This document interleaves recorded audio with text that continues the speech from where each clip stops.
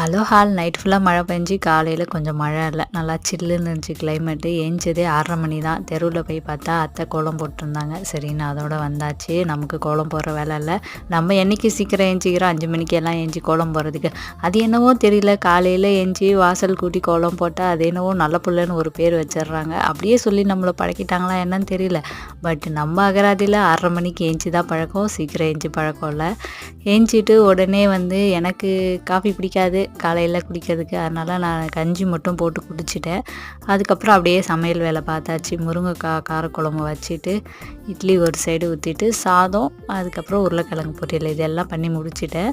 அத்தை துணி துவைச்சிட்டு இருந்தாங்க. நானும் அப்படியே சைடில் துணி அலசி காய வச்சாச்சு. இந்த வேலையெல்லாம் முடிச்சுட்டு அதுக்கப்புறம் பூஜை பண்ண வந்தாச்சு. எனக்கு மல்லிப்பூ ரொம்பவே பிடிக்கும். அதுவும் இந்த கனகாம்பரம் மல்லியும் சேர்த்து வச்சுன்னா பார்க்கறதுக்கு அவ்வளோ அழகாக இருக்கும். ரொம்ப நாள் ஆச்சு இந்த ரெட் கலர் கனகாம்பரம் வச்சு. உங்களுக்கு கனகாம்பரம் பிடிக்குமான்னு மறக்காமல் கமெண்ட் பண்ணுங்கள்.